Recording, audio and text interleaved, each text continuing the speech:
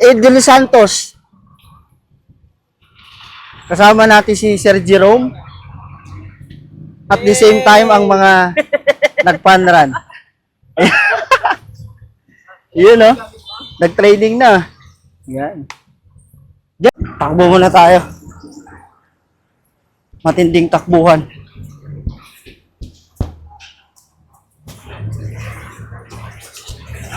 Lakad-lakad muna tayo para pag nag-warm up tayo mamaya, tuloy-tuloy na tayo dito sa UP Diliman campus, kung saan nandito tayo sa Sunken Garden.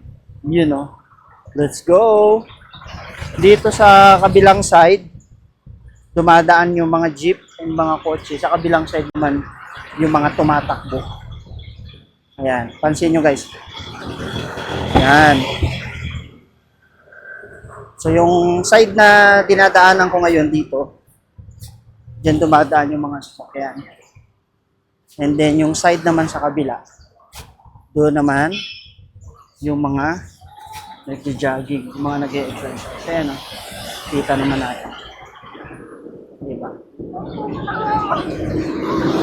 So warm up muna tayo. And syempre, habang naglalakad tayo dito, ay meet natin yung mga kasamahan natin tatakbo ngayong araw dahil nandito rin sila.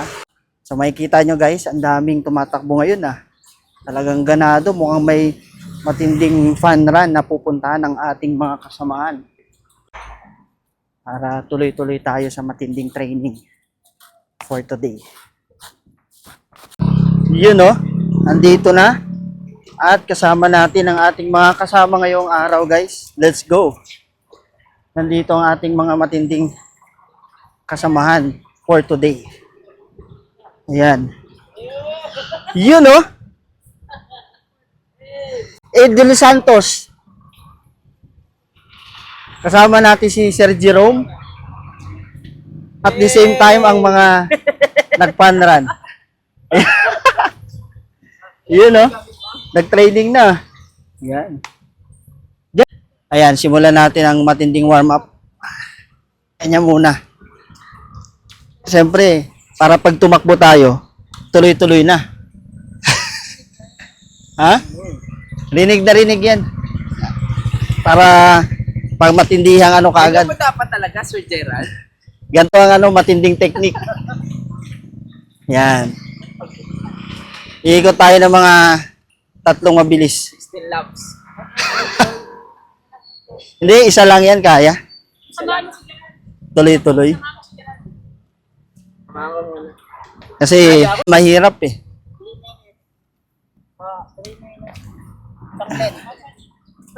Yan.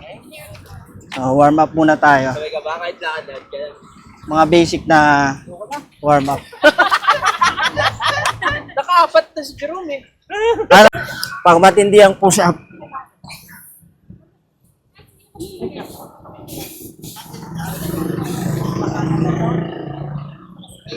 Si Super Sir Gerald. Mga 3 set lang. Yes. Ayan. Yeah.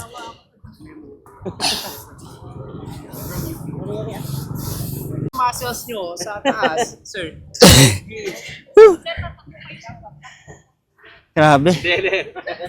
Pang Ang bigat mo, ramdam. naglakad ka? Hindi, nagpahinga kami diyan ng matagal pa. Okay nga yun, Wallet. Last one na matinding Ayun pala pang jogging mo, no? Ganda to. Kasi ultra boost.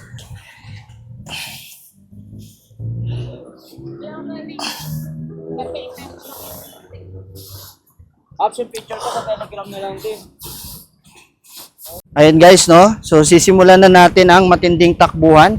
Kasama natin si Brother Linel. Yan, Nakailang ikot ka na, Brother Linel? Kaya 3 laps na kami, 3 rounds. Talaga?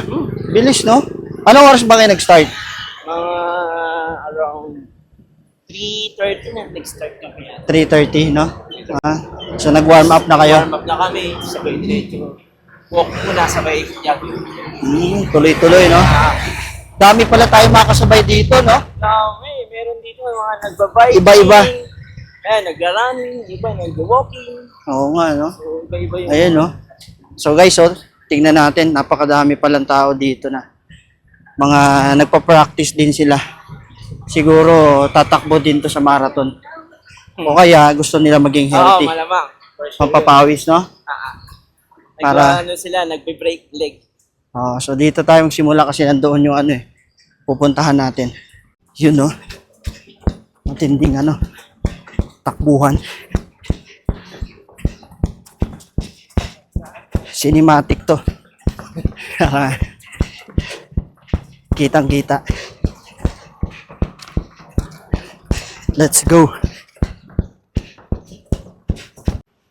Yun, no? Let's go. Hindi takbuhan tayo.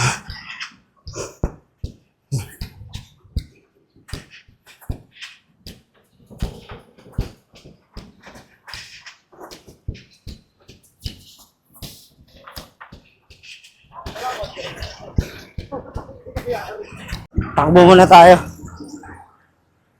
Matinding takbuhan.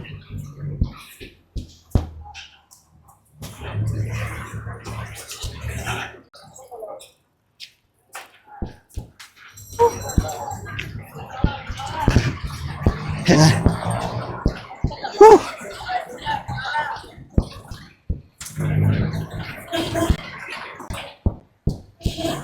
Ano sa Manglaris.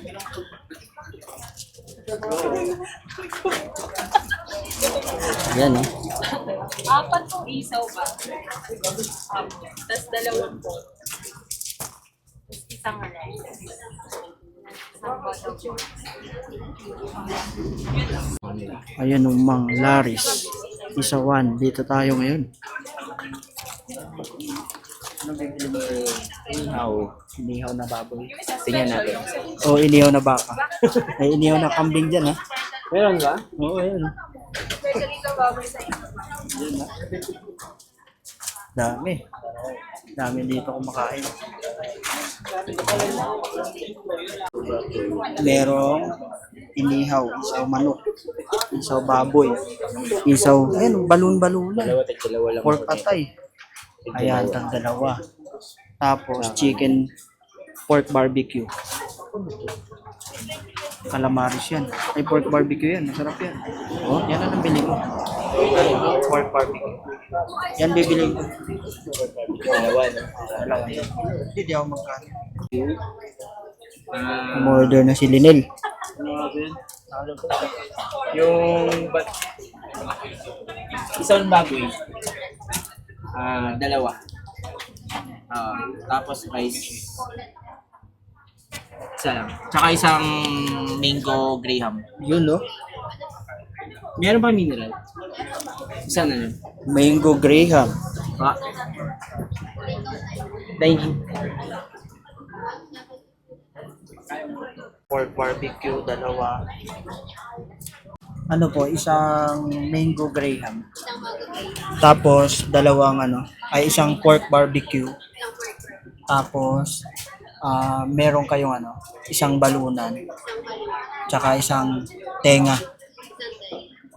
Yun po. Dine-in po.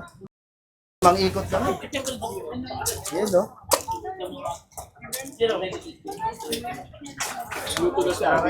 Okay. Wala.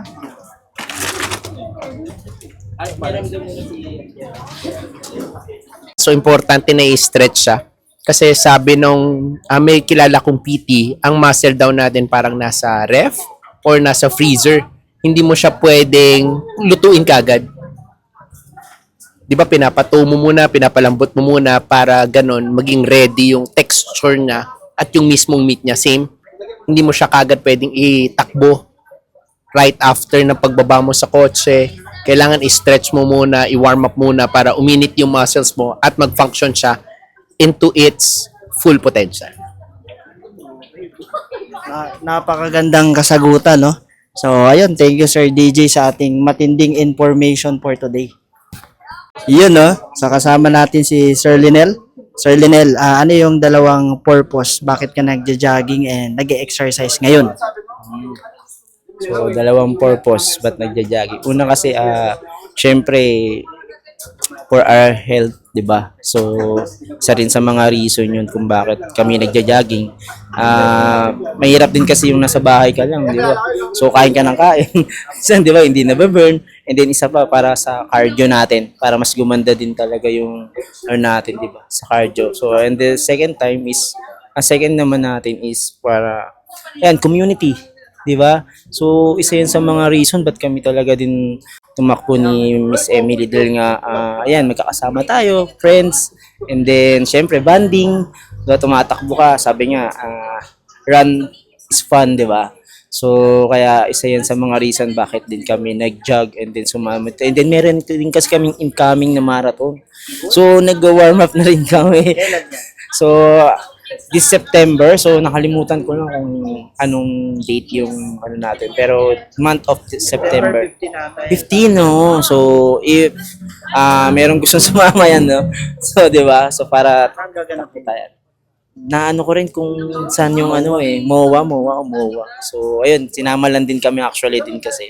Kaya kumbaga para yun nga, sama-sama community and then para to know each other din. Ayan.